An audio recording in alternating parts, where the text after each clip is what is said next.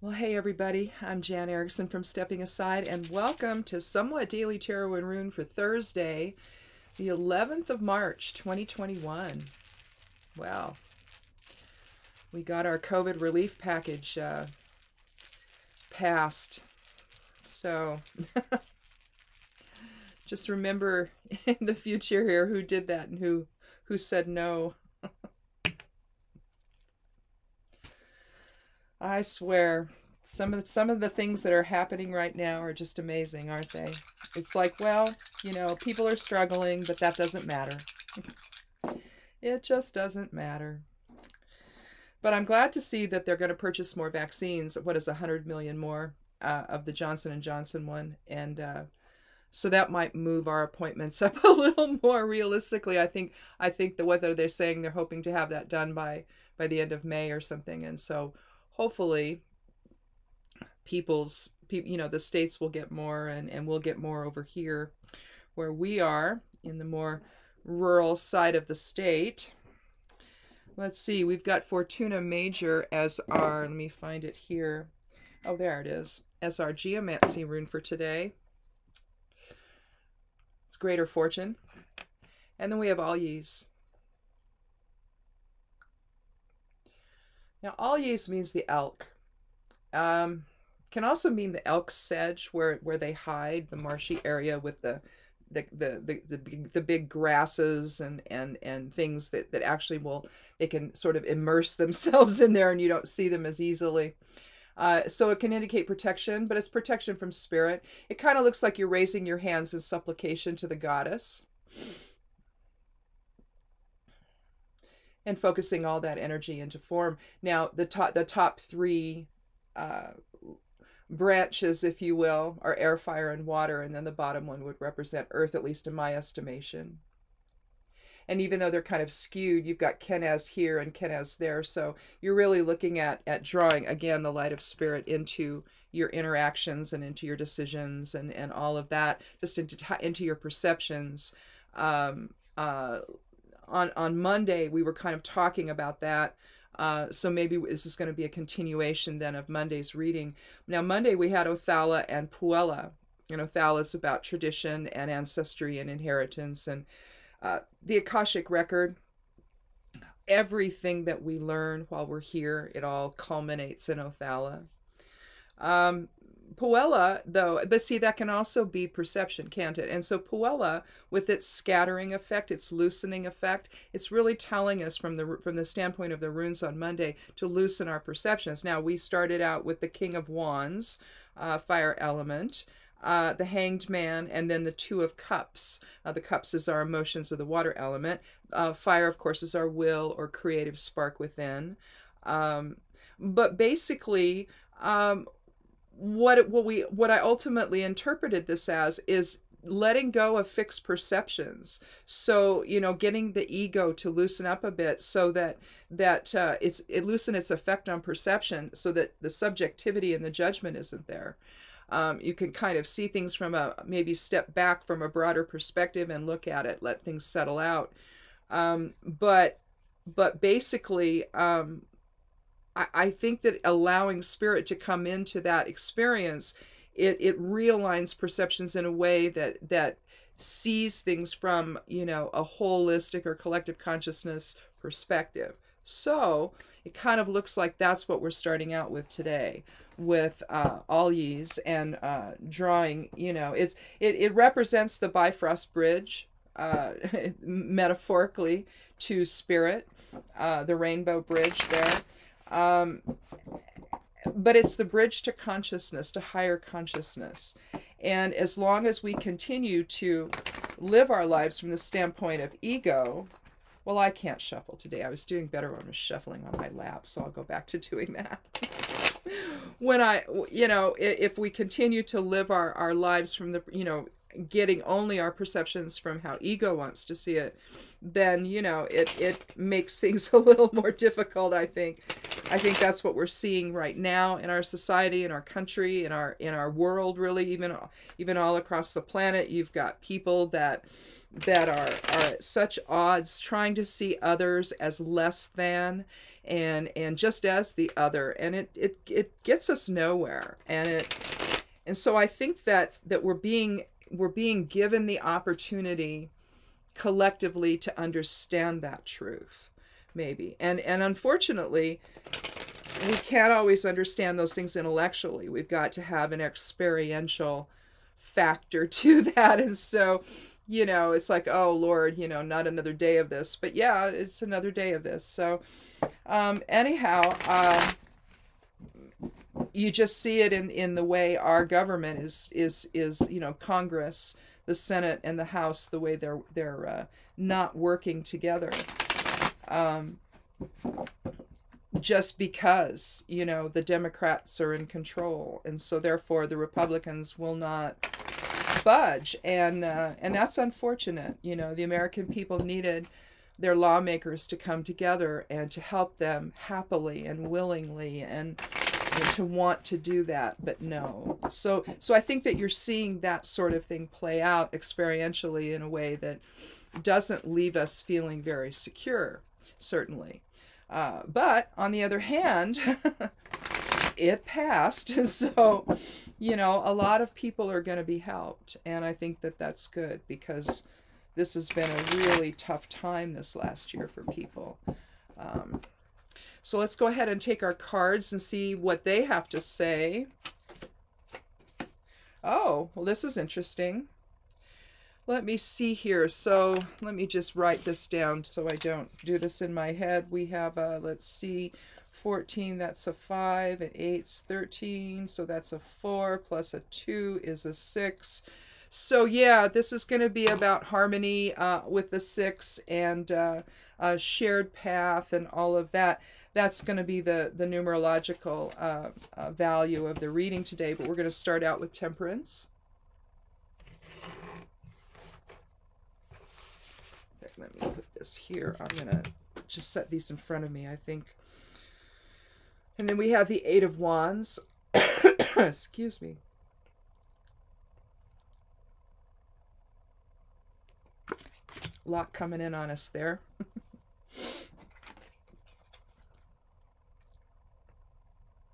And we have the 2 of, well, the second card of the Major Arcana, the High Priestess. This is the 14th card, by the way, of the Major Arcana, Temperance. Forgot to say that. But I think that, put those over there. I think what we're going to do here is,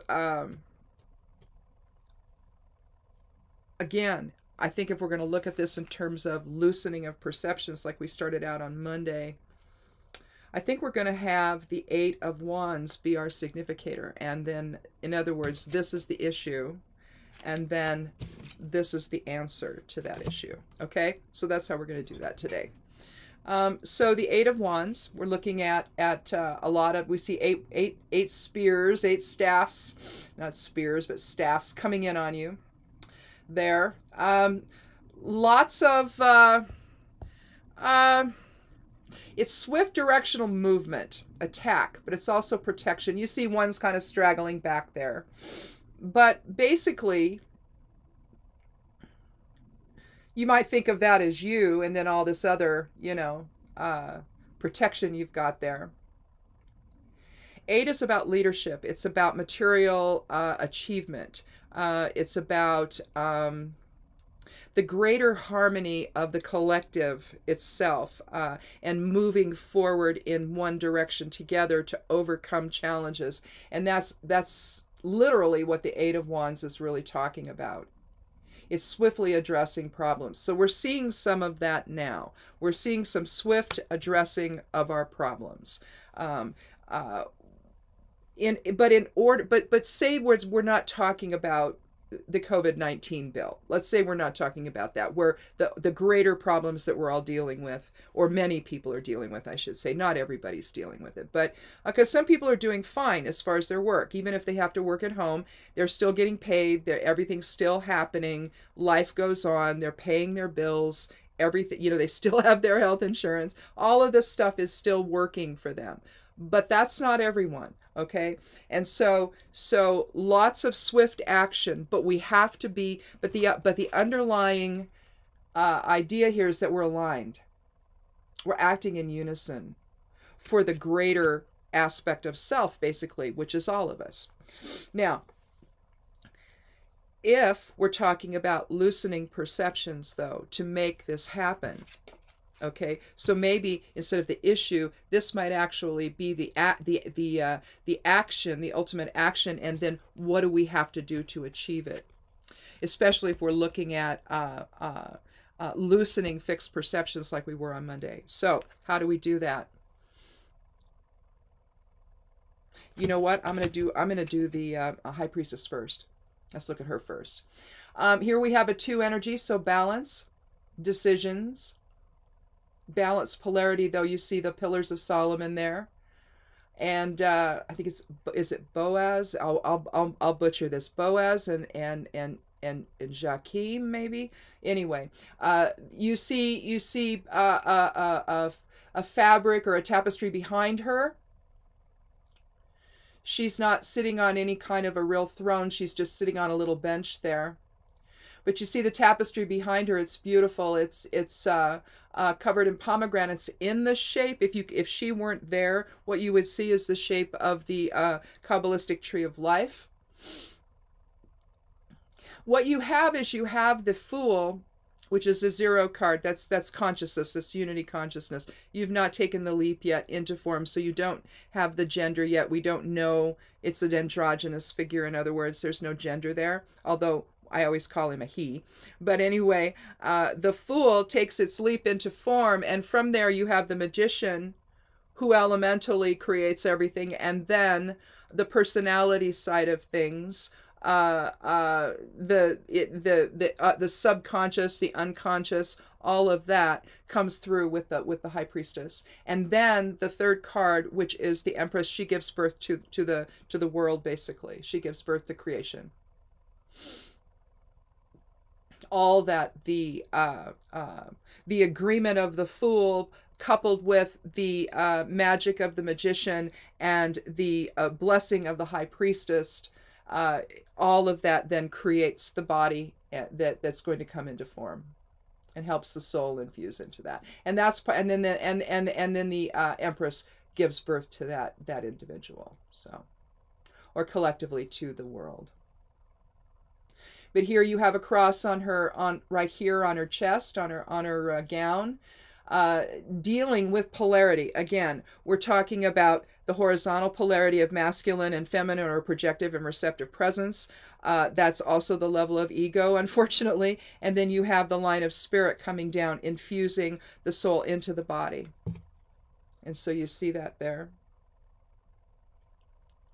You see the triple goddess reflected in her headdress, maiden, mother, and crone. And she's stepping, she's got her foot right here on the maiden version of the crescent moon.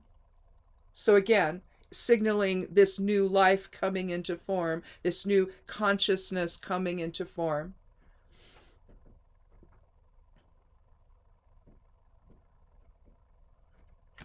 And then from there, you know, you're talking about basically a balancing act between spirit and ego.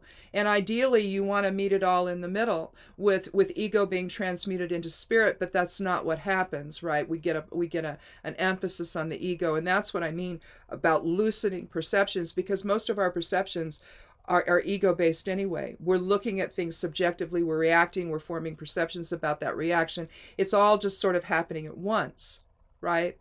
But it's coming from, but if you're not consciously focused on who you are as spirit, who you are as that soul, then it's going to always come from ego. All right? So here we're going to balance fire with water. You see the sun disk on the head there, on the headdress of the angel. You see the orange or dark orangish red wings.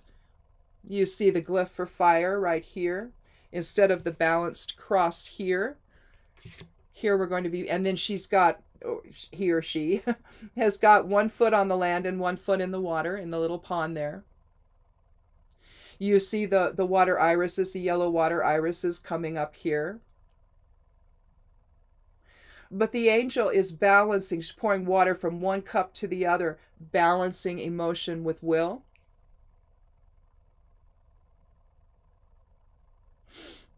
You see a pathway coming down to the water, and it comes down from between two peaks, two mountain peaks. So again, the two is implied. This is a 5 energy. Card 14 results in a 5 energy. So change, fulfillment, protection, creativity, all elements in balance along with spirit. So the pentagram. You see the sun rising between the two peaks, indicating a new perception based on spirit. As we manage the will and bring in terms, temperance is really about moderation. And so we're bringing the will in balance with emotions to try to keep, things tempered a bit so that they don't get out of control and the will doesn't get away with us. Again, we're trying to loosen our perceptions this week and maybe soften them a bit so that we can see the bigger picture and be ready when things start to resolve, because they will in time. It may take a while. But again, a lot of what's going on is perception based. There's a lot of conspiracy things going on right now that are still plaguing everyone here. You have lawmakers that are all in with this stuff. And that just seems to be, in other words, instead of going up and talking in an intelligent fashion, understanding what they're talking about, they go up there and they sound like fools. So once again, conspiracy perception interfering with how things actually are. Some of them don't even understand the Constitution itself or the idea of amendments. They don't understand the relationship between any of it. And so they sound foolish.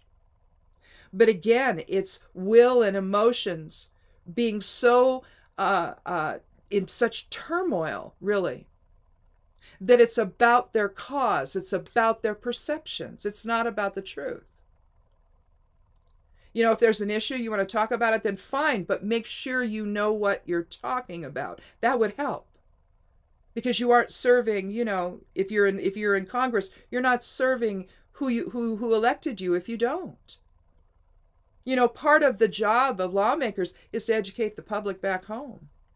And if they're thinking wrongly about something, if they have misconstrued something to be one thing when it's really another, it's really up to the lawmakers to go back and say, guys, you know what? We got this wrong.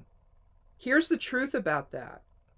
But that process isn't happening. It's better to ratchet up the emotion of it all, to ratchet up the fire of it all, you see, instead of coming into some kind of a balance between spirit and form, and having spirit and higher self inform the truth of the matter, instead of having ego run amok and believing in all this nonsense. See, that's the perceptions that need to loosen a bit. If you loosen them, then it has a chance to step back and reconsider what you're thinking. Do some research. Am I thinking? Am I on the right track or am I not? Did I not understand? That's the loosening of perception that I'm talking about. And here we do it so that we can keep things going. Even if you're not talking about additional support from others here, even if it's just your own will being expressed in a better balance, in protection instead of in defiance of. It just seems like there's this energy of, I'm gonna leave you hanging if you don't believe like me. It's weird. And I think that it's people have literally gotten onto the side of truth versus deception. And some are living in the deception of it. And in order to move out of that, the perceptions of what truth is must loosen. And must basically, in order for us to achieve any kind of greater fortune, it has to happen. We have to draw that energy in from spirit, because it's almost like the runes for today answer the question of the runes on Monday of how do we protect our heritage and our tradition and the collective nature of self within the greater collective consciousness of life. How do we preserve all of that? How do we preserve that legacy? Well, it takes letting go of some of the weird perceptions that are out there right now and understand that that stuff was set upon you as a lie and as a manipulation to achieve someone else's end. It wasn't giving you the real scoop about anything or giving you the real truth about anything. It was simply to manipulate. So again, it's loosening the perceptions that you have. I saw a thing where somebody said, somebody quoted somebody as saying, well, if you didn't have to, if we didn't wear masks with AIDS, why would we wear them with COVID? I mean, see, this is what we're talking about. It's stuff like that. They're making the wrong assumptions. They're drawing the wrong conclusions. So where does all that begin? It begins in perception, belief. And if yours is not in alignment with others, we cannot get on a shared path. All we're trying to do now, for now anyway, is heal or to stay well. Heal if you got the virus, and if you didn't, to stay well. I mean, the idea, if you're my age, is you don't want to die before seeing your grandchildren or your children again. We haven't seen ours in a long, long time, well over a year. So we're happy to get the vaccine because we want to get back to life. So again, we also can't get on the same page about social distancing and mask wearing. So again, this is a perception thing that if we're going to survive all of this in a way that makes sense, in a way that matters, in a way that we all matter to one another, we've got to loosen the perceptions, drop the resistance to the thought that maybe I need to rethink things, and balance my will with emotions a little bit better so that I can lower the temperature a little bit and maybe see things from a more calm perspective. So I guess that's it. So I think the whole thing sort of aligned together again this week. It's going to be interesting when we finally do something on Monday, and then Thursday we have a clear turn in another direction. That'll be interesting to do. But so far, not yet. Anyway, well, listen, I'm not sure of the timing of when this is going to get posted. When we do this on Monday, I have an appointment in the late morning, so I'm going to try and do that before I have to go. If not, then I'll do it and then maybe post it, look at it when I get back. And so I'm just not sure of the timing on Monday, so it might post a little bit later, so be aware of that. Also, if you want to sign up for the newsletter, you can do that over there on the side panel of the blog at imsteppingaside.com. It's called Stepping Aside. You'll get the esoteric influences plus some other little things I put in there in your inbox on Sunday or Saturday night whenever I hit send. But there's still time to always get into the next one. So plus I post them, whether you subscribe or not. I post them over to the Stepping Aside Facebook page, and I post it on Twitter and stuff. So anyway, if you want to look at it or something before you sign up for it, but you can always unsubscribe. It's fine. Let's see. You can follow me over on Patreon. That's a paid site. That's a patron site. It's $1 a month or $12 a year to support me over there. There's a tip teacup on the side panel if you want to click on that, and it goes to my PayPal account that you can support the blog there through donation if you like. Let's see what else. I guess that's it. Look for the magical forecast to come up Monday through Friday. I'm going to do that here while I watch this. I'll be working on that. And then the esoteric influences will post on Sunday, and both in video and blog copy. So you know, come back for Esoteric Influences, watch that, and then come back on Monday. And then just remember, it's probably going to post at a different time, unless I just get up super early, which I may, you know, and just get it all done and post it before we go. But anyway, I guess that's it. I don't think there's anything else to tell you about. So I guess, you know, continue to wear a mask when you're out and about. Those rules are starting to change, so be aware of what they are. But even if you get your vaccine, they still want you to have a mask on when you go to the grocery store, things like that. Because you can still get it, you can still transmit it to others if they've not had if they're vulnerable, they haven't had their vaccine or whatever. You don't want to give it. You don't want to give this to anybody. This is all you have to do is look at the stories of the long haul COVID people. It's just, it's awful what people are going through. So don't be one of them. Anyway, thanks a lot, you guys, for watching, and be good to yourself, be good to one another, and blessed be.